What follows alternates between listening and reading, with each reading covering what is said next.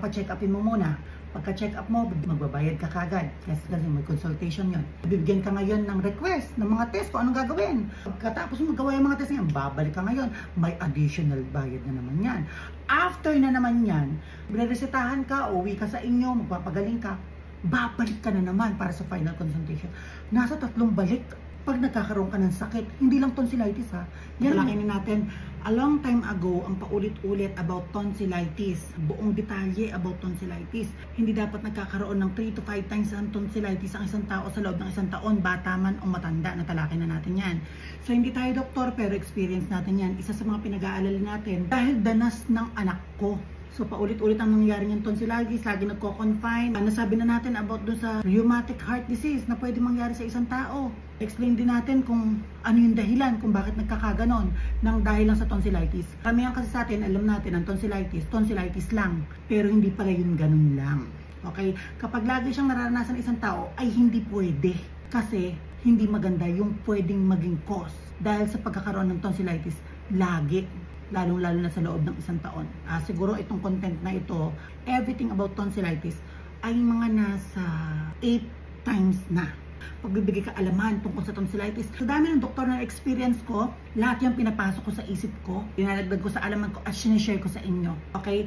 Another episode ito ng kanyang tonsillitis. 3 weeks ago, nagkaroon siya ulit ng tonsillitis and then nagamutan. 7 days antibiotic. After 1 week ng pagkakagaling, nagkaroon na naman ng tonsillitis. Masyadong mabilis bumalik. So nangangamba tayo. Ngayon, pang 3rd day niya nagtitake siya ng antibiotic para sa tonsillitis niya. So medyo okay na siya, nawala na yung grabing lagnat, yung nakakatakot na lagnat. Tapos yung paghilik pag natutulog. So nagkaroon ako ng panibagong doktor sa anak ko at isi-share ko sa inyo ang lahat ng bagong natutunan ko about tonsillitis. Okay? 2022, nagkaroon si Sandro ng request, isang pedya kung saan siya na-confine ng reason ng tonsillitis. Binigyan siya ng request to the echo Doppler. Pansukat, pang-test, para makita yung kalagayan ng puso. Bakit puso? O na-explain ko na sa inyo dati ha, ang paulit-ulit na pagkakaroon ng tonsillitis. Merong specific na term ng isang tonsillitis na pwedeng magkaroon ng rheumatic heart disease. Ang isang tao, hindi lang bata, hindi lang matanda, lahat.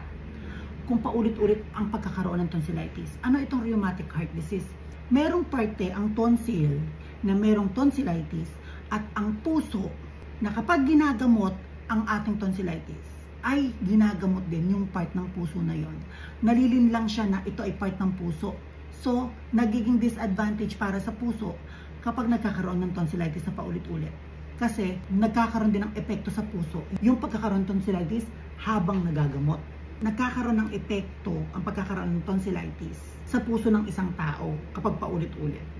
Okay? 2 years ago, nagkaroon si Sandro ng to the echo Doppler.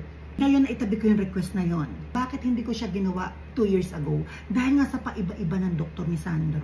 Pag pupunta ka sa doktor na to, kailangan daw tanggalin. Pag pupunta ka sa isang doktor na to, ang monitor lang daw, wag daw ipapatanggal. Pag pupunta ka naman sa doktor na to, wag daw ako masyadong magpapaka-stress.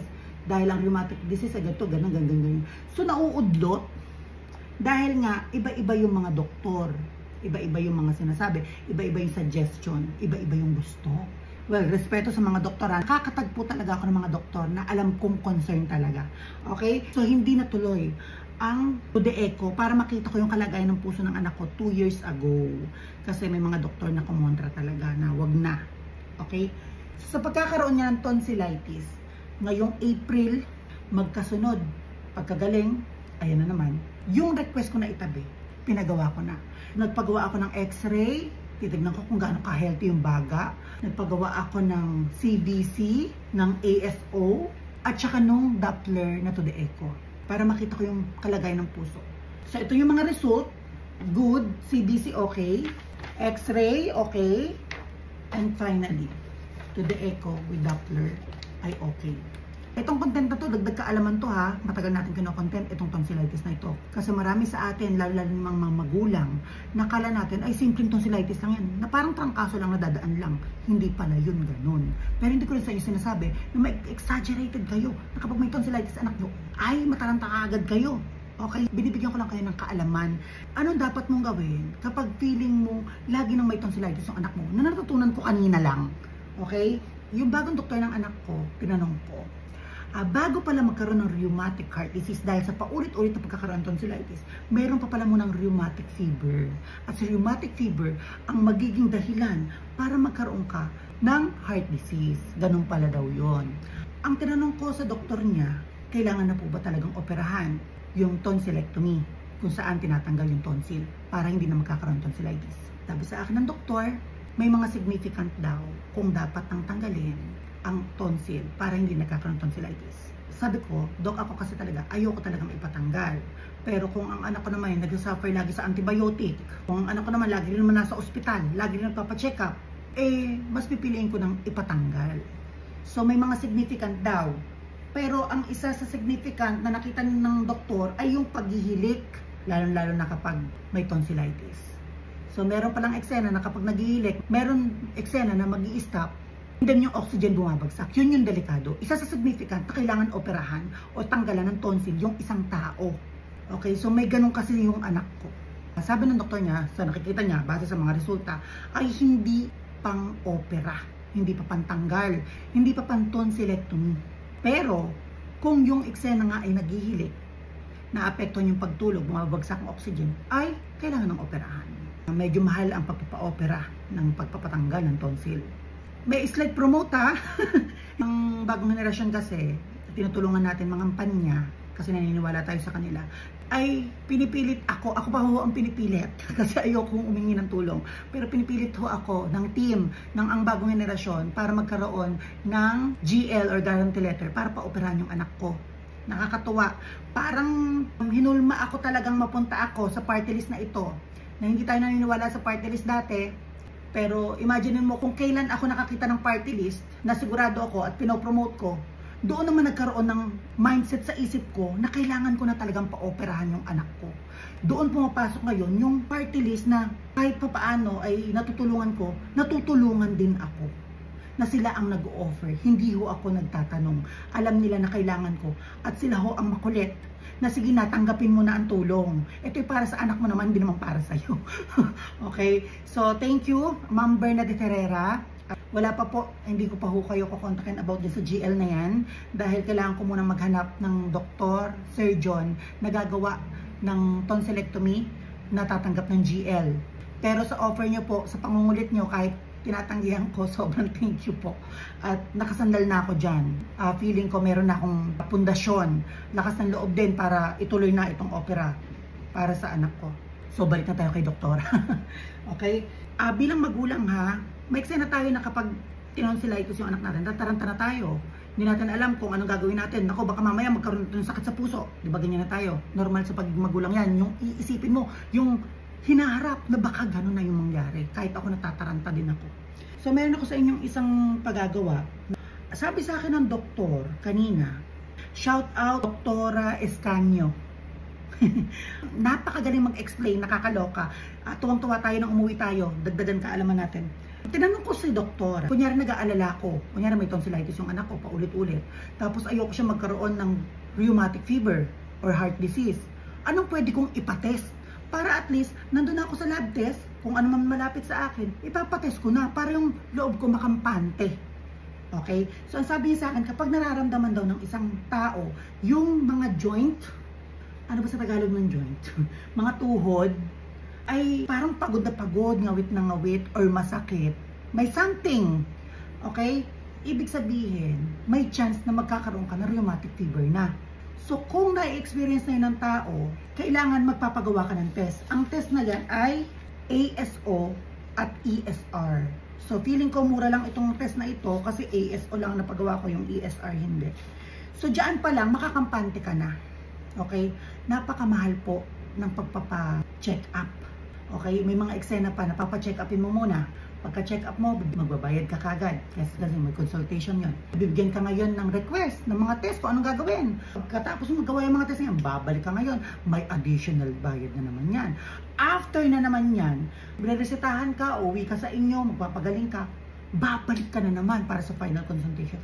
Nasa 3 balik pag nagkakaroon ka ng sakit, hindi lang tonsillitis ha, yan ang iniiwasan natin. Kaya ang strategy ko dyan is magpapatest na ako. Pagkada pupunta ako sa isang doktor, nagpapatest na talaga ako lagi. Ginagawan ko ng paraan pag walang request. Sabi ko, ipatest mo nga ako ng ganito, ipatest mo na ako. Tapos pupunta ako sa isang doktor na, ayan na yung mga test. Okay, nakampante na ako. Lalo na pag alam mo na ito yung lagapak mong test, ito yung pwedeng sakit na na-experience mo. So, ganun ang strategy ko para mas makatipid. So, ang decision ko para sa anak ko, papalakas muna, papatabain ko ng konti para sumalang sa tonsillectomy. Habang inaasikaso ko ang paghahanap sa surgeon na gagawa na pwede ang guarantee letter. Ganyan ang gagawin natin. Yung mga magtatanong bakit kapag maghahanap ng surgeon, pasok naman yan kapag sa mga public hospital. Alam nyo po ang hirap sa public hospital. Alam nyo ang schedule ng mga lab test pa lang sa public hospital kapag gamit mo ay guarantee letter. Buwan bago ka magkaroon ng schedule. Napakatagal ang pag-usad, bukod sa napakahaba ng pila, napakarami nag-a-avail, napakatagal ng schedule. Sobra. So kaya nga hanapin po natin ay ang surgeon na pwede ang guarantee letter. Yun ang suggestion ng doktor niya kanina. Kasi mabait yung doktor niya kanina eh. Nakikita niya yung point ng pagtatanong natin at nasasagot ng tama. Tinanong ko ang doktora kanina, sabi ko, Doc, di ba ang tonsillitis ay part ng immune system? Immune system, kapag nagkakasakit tayo, lumalaban para tayo gumaling. Okay lang daw yon kahit matanggal daw ang tonsil kasi marami tayong part ng immune system. Ang anak ko kasi, lagi siya nagkakatonsillitis. Once na nagkaroon siya ng lagnat, matic tonsillitis, simula ng bata siya, hindi siya nagkakalagnat dahil may sipon lang. Hindi siya nagkakalagnat dahil sa kung anong sakit. Matic, pag nagkalagnat siya, may tonsillitis siya. Ganyan ang eksena niya. Ibig sabihin, kapag napatanggal itong tonsil na ito, may chance na bumalik yung resistensya niya. Kasi nga, ang pinakadahilan ng lagnat niya lang lagi ay tonsillitis. Magdadagdag muna ako ng tip sa inyo ha. Base ito sa lahat ng doktor ha. Kapag nagkakaroon ng mataas na lagnat ang anak ninyo, usually ang pagpapainom ng gamot ay every 4 hours, di ba? Merong mga magulang na nakasanayan na every 4 hours kahit walang lagnat na ay papainumin pa rin. Hindi po yun tama. At hindi rin yung tama na sobra ang ipapainom. Hindi susundin yung nakalagay sa reseta. Maliho yun. Malaki ang side effect ng pag-inom ng sobrang gamot. Maniwala kayo sa akin. So ang antibiotic, tinanong ko rin si doktor kanina, sabi ko, Dok, hindi ba masama ang laging pag-inom ng antibiotic ng anak ko? Doon kasi ako natatakot lagi nag-antibiotic baka may masira sa katawan niya. Sabi niya, meron daw tayong good bacteria at bad bacteria. Ngayon, kapag lagi daw tayo nagkakatonsillitis, ginagamot ito ng antibiotic, lagi tayo nagka-antibiotic, may chance masira yung good bacteria. So, bad din siya. So, kanina, binigay ng doktor, gamot para dun sa prebiotic. Okay? Remind ko kayo mga magulang ha, reseta, tamang ml ng pagpapainom at tamang oras. Sa mga paracetamol, mga tempra, mga biogesic, kapag walang lagnat ang anak, huwag pa iinumin. So kung continuous ang lagnat ng anak, every 4 hours. Meron akong doktor na nakausap dati, isang pedya, ang sabi niya sa akin, kapag daw sobrang pinapainom mo, or lumagpas ka sa petsa na nakareseta, meron daw chance na maapektuhan yung utak ng anak. Like memory, ganyan. So, yan yung mga nasagap natin, base sa experience natin dito sa tonsillitis ng anak ko. Kada nakikipag-usap ako sa doktor, pinapakain ko yung utak ko para nailalatag ko sa inyo. Kasi, nung wala pa siyang tonsillitis, kapag may nakakausap akong doktor, lagi ako ay ganun pala yun. Okay. Pandagdag kaalaman to sa inyo ha. May magtatanong dyan, pwede bang malamig na tubig? Sa mga doktor na nakausap ko, iba-ibang mga doktor ha.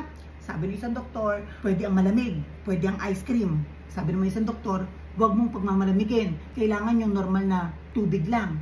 Okay, nakakalito lahat. So, tinanong ko rin kanina. Ang sabi sa akin, normal na tubig lang, hindi dapat malamig.